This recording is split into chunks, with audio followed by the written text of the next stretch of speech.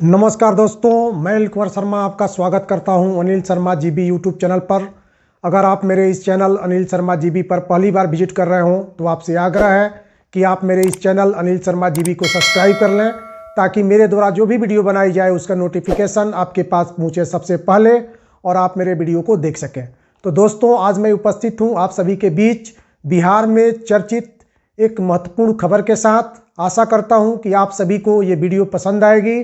अगर आपको ये वीडियो पसंद आती है तो निश्चित रूप से आप इस वीडियो पर अधिक से अधिक लाइक करें, कमेंट करें और शेयर करें। तो आप सभी जानते हैं कि अफवाहों का बाजार जो है गर्म है। बहुत सारा के माध्यम से ये बात जो है सामने आ रही है कि बिहार के अपर मुख्य सचिव शिक्षा विभाग द्वारा जो है इस्तीफा दे दिया गया है।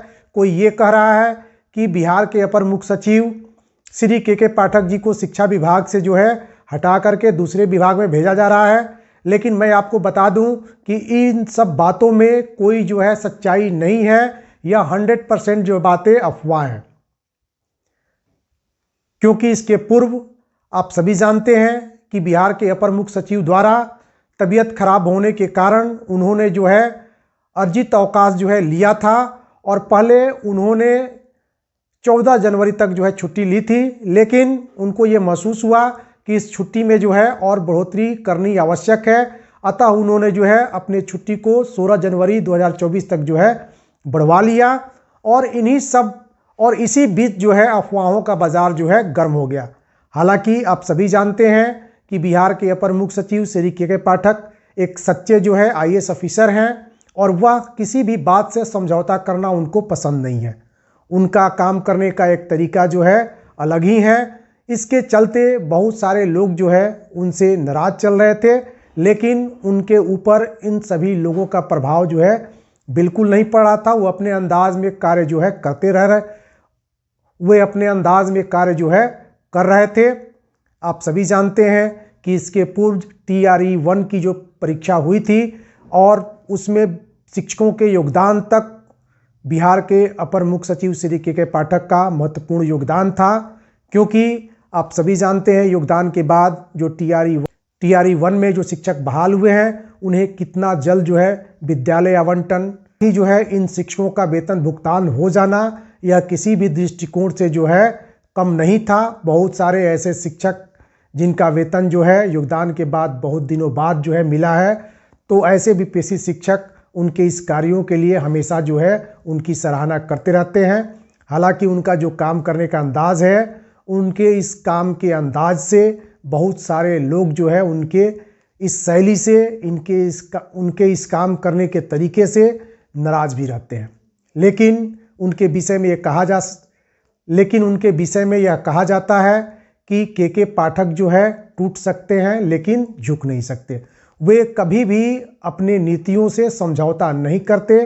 यही कारण था कि जब से वह बिहार के अपर मुख्य सचिव बनाए गए तब से जो है वह विवादों में हमेशा घिरे रहे, लेकिन उन्होंने इस पर विशेष ध्यान नहीं दिया। TRE 1 के जो भी शिक्षक चयनित हुए थे उनको पटना के गांधी मैदान में नियुक्ति पत्र दिया जा रहा था। उस समय बिहार के मुख्यमंत्री श्री नीतीश कुमार जी ने उनकी काफ़ी सराहना की थी और उनके बारे में क्या कहा था, आप एक बार जो है उस बात को याद कीजिए। शिक्षा विभाग के अपर मुख्य सचिव श्री के पाठक जी, अब आप लोग जो के पाठक जी का इतना ताली बजा रहे हैं तो मुझको बड़ी खुशी हुई है कि जब हम किसको बनाए हैं कोई बोलते रहता है बिना मतलब का बात। ये ठीक नहीं है कि अब देखिए आप सब लोग प्रशंसा कर रहे हैं, ठीक है, अब तो ठीक ठाक काम कर रहे हैं। लेकिन इस बार जो है व्यक्तिगत कारणों से श्री के पाठक जी द्वारा 13 जनवरी को TRE 2 के जो अभ्यर्थी चयनित हुए हैं उनको नियुक्ति पत्र देने के कार्यक्रम से अलग उन्होंने कर लिया है। अब इसके पीछे का कारण क्या है यह जो है अभी अज्ञात है, लेकिन यह बात जो है बिल्कुल गलत है कि बिहार के अपर मुख्य सचिव श्री के पाठक जी द्वारा जो है त्यागपत्र दे दिया गया है। क्योंकि कोई भी IAS ऑफिसर अगर त्यागपत्र देता है तो उस त्याग पत्र को स्वीकार करने में समय लगता है। हालांकि शिक्षा विभाग एक ऐसा विभाग है जिसमें अगर किसी भी व्यक्ति को अपर मुख्य सचिव न दिया जाए तो बहुत सारी दिक्कतें जो है उत्पन्न हो सकती है। इन्हीं सब बातों को ध्यान में रखते हुए प्रशासन विभाग के जो अपर सचिव हैं बैद्यनाथ यादव जी को जो है प्रभार दिया गया है, और यह प्रभार तब तक के लिए है जब तक श्री के पाठक जो है स्वस्थ होकर के लौट नहीं आते हैं।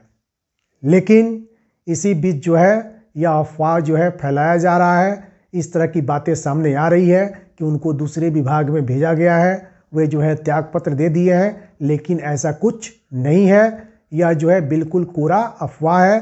तो आइए एक बार जो है श्री के पाठक जी के विषय में जान लेते हैं कि आइए एक बार बिहार के अपर मुख्य सचिव श्री के पाठक जी के विषय में जान लेते हैं। तो आप सभी जानते हैं कि बिहार की शिक्षा व्यवस्था में बदलाव लाने वाले कड़क मिजाज अधिकारी के पाठक यानी केशव कुमार पाठक इन दिनों लगातार जो है सुर्खियों में बने हुए हैं। जब से नीतीश कुमार ने उन्हें शिक्षा विभाग के अपर मुख्य सचिव की जिम्मेदारी सौंपी है, तब से वह एक्शन मोड में दिख रहे हैं। अब मैं आपको बता दूं कि श्री के पाठक जी का जन्म 15 जनवरी 1968 को उत्तर प्रदेश में हुआ था। वे पढ़ने में मेधावी थे, जिसके कारण उन्होंने जो है इकोनॉमिक्स सब्जेक्ट से स्नातक किया। साथ ही साथ उन्होंने इकोनॉमिक्स विषय में ही जो है एमफिल कर रखा है। यूपीएससी में उनका रैंक जो है 40वें नंबर पर था और 1990 में के पाठक की पहली पोस्टिंग कटिहार में हुई थी। लेकिन उन्हें जो है डीएम का पद 1996 में मिला। 2015 में बिहार के मुख्यमंत्री नीतीश कुमार के विशेष आग्रह पर वे जो है बिहार में आए और 2016 में जो है शराबबंदी अभियान से उनको जोड़ा गया। पुनः जो है वे अन्य विभागों में कार्य किए, लेकिन 2021 में उन्हें फिर से उत्पाद एवं मद्य निषेध विभाग का अपर मुख्य सचिव बनाया गया। लेकिन इसी बीच जो है शिक्षा विभाग में बहुत सारी खामियां जो है सामने आई। बहुत सारी शिकायत जो है मुख्यमंत्री के पास जो है पहुंचने लगा, और मुख्यमंत्री ने जो है बहुत सोच विचार करने के बाद जून 2023 में बिहार के अपर मुख्य सचिव श्री के पाठक को शिक्षा विभाग का जो है अपर मुख्य सचिव बनाया। उन्होंने इस अवधि में बिहार के शिक्षा विभाग में बहुत सारे ऐसे काम किए जिन्हें काफ़ी दिनों तक याद किया जाएगा। आप सभी इस बात से अवगत हैं कि बिहार में बच्चों का नामांकन जो है उनके आने के बाद बढ़ा है। साथ ही साथ वैसे छात्र या छात्राएं जो कि काफ़ी दिनों से विद्यालय में पढ़ने नहीं आ रहे थे, उनका नाम कटा भी गया।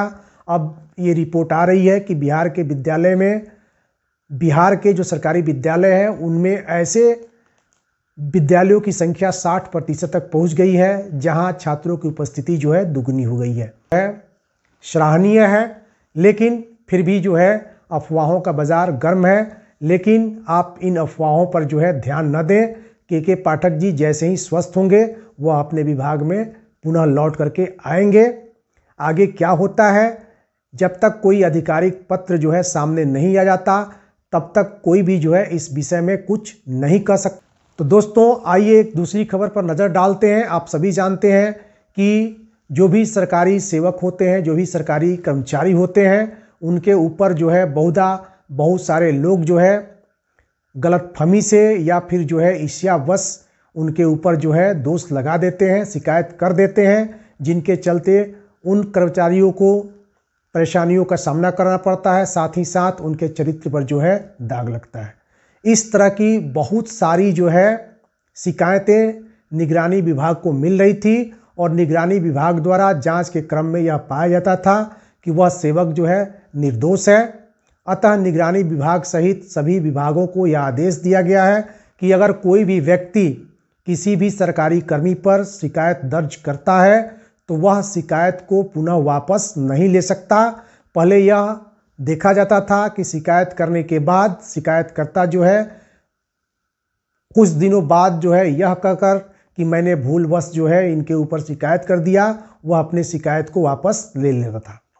लेकिन इसका गलत दुरुपयोग होने के कारण सरकार ने जो है अब ऐसी व्यवस्था की है कि अगर कोई व्यक्ति किसी सरकारी सेवक पर किसी प्रकार का जो है शिकायत दर्ज कराता है तो वह उसे वापस नहीं ले सकता। अगर वह उस शिकायत को वापस लेता है तो उस व्यक्ति पर जो है कानूनी कार्रवाई होगी। इससे फ़ायदा ये होगा कि अब कोई भी व्यक्ति किसी भी सरकारी कर्मी पर अनावश्यक रूप से शिकायत दर्ज नहीं करवाएगा।